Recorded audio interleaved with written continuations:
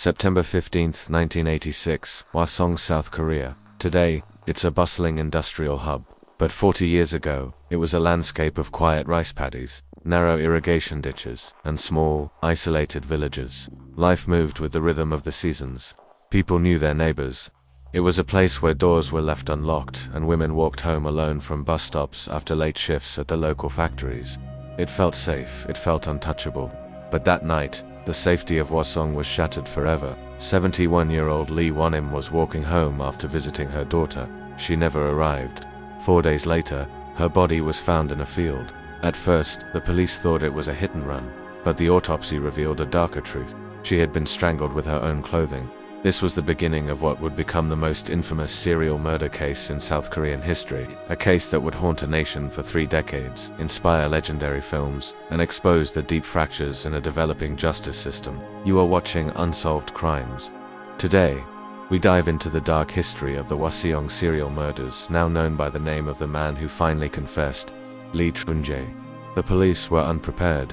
In 1986, South Korea was focused on the world stage, preparing for the Asian Games and the upcoming 1988 Olympics. Resources were shifted to Seoul. In the rural district of Hwasong, only 3 detectives were assigned to Lee Won-im's murder. They treated it as an isolated incident.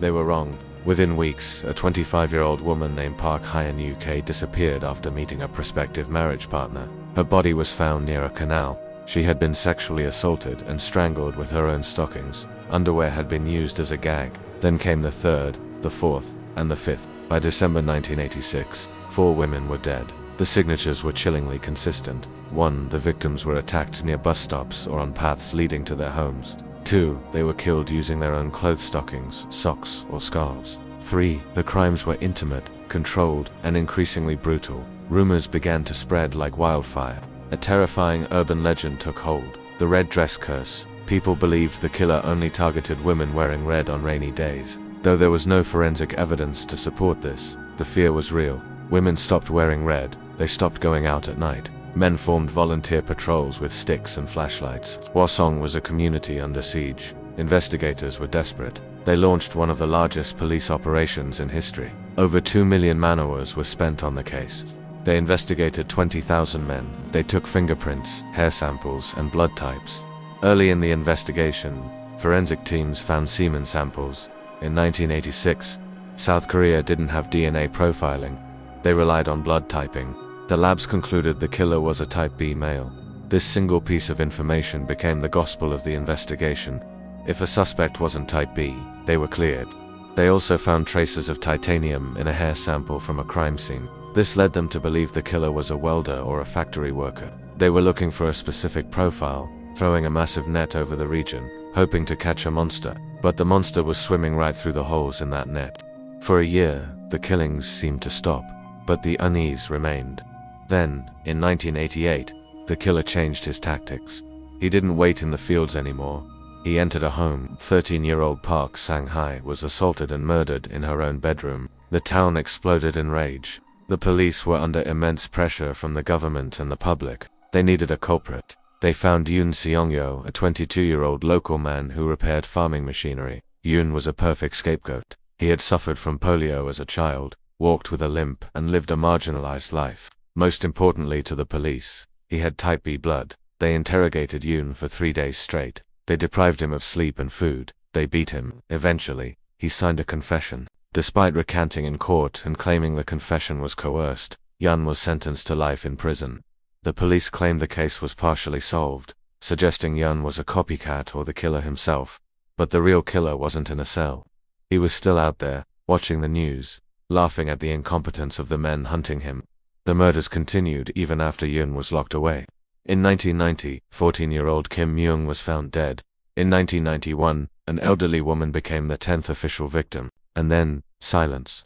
The killings in Hwasong stopped as abruptly as they had begun. For years, the case grew cold. In 2003, the film Memories of Murder brought the case back into the global spotlight, portraying the desperation of the detectives and the haunting reality of an uncaught predator. In 2006, the statute of limitations for the Hwasong murders expired. Under the law at that time, even if the killer was caught, he couldn't be prosecuted. It felt like a final defeat for the victims' families. Hwasong became a symbol of a mystery that would never be solved. The world had changed by 2019. DNA technology had reached a level of sophistication the 1986 detectives couldn't have imagined. Authorities decided to re-examine the preserved evidence from the Hwasong case's degraded samples that had been sitting in lockers for over 30 years. The results were a thunderbolt. DNA from 3 of the murders matched a man already in the system. His name was Lee Chun-jae. Where was he? He was already in prison. In 1994, Lee had been arrested for the brutal rape and murder of his sister-in-law. He had been serving a life sentence in Busan for 25 years. He had been a model prisoner, quiet and unremarkable. When detectives confronted him, Lee didn't fight. After 13 days of questioning, he confessed to everything. He didn't just admit to the 10 Hwasong murders. He confessed to 14 murders in total and over 30 sexual assaults.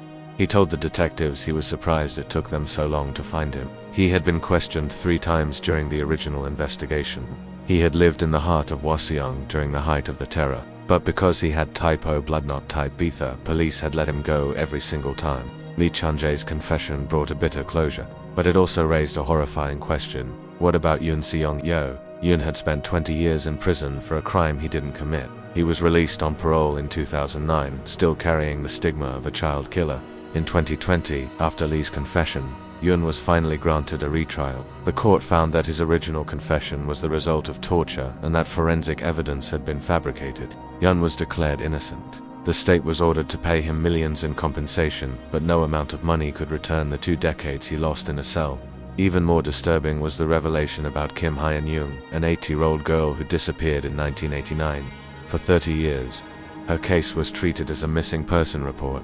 After Lee's confession, it was revealed that police had found her remains and belongings back in 1989, but had covered it up to avoid admitting the killer was still active after Yoon's arrest. Lee Chun-jae cannot be tried for the Hwasong murders. The law does not allow for retroactive prosecution after the statute of limitations has passed. He will stay in prison for the 1994 murder. But for the 14 women and girls he killed in Hwasong, there will be no final verdict in a court of law. The case of the Hwasong serial murders changed South Korea. It led to the abolition of the statute of limitations for murder. It revolutionized forensic standards. It taught a nation that sometimes, the monster isn't a shadow in the rain, it's a quiet neighbor, a model prisoner, a man who smiles while the world burns around him. The fields of Hwasong are quiet now. The dirt paths are paved. The red dress curse is just a memory. But for the families of the victims, the scars remain. They finally have a name, but they will never truly have justice. Thank you for watching this deep dive into one of history's most complex cases. If you found this story compelling, don't forget to like, subscribe, and hit the notification bell for more unsolved crimes. You see out.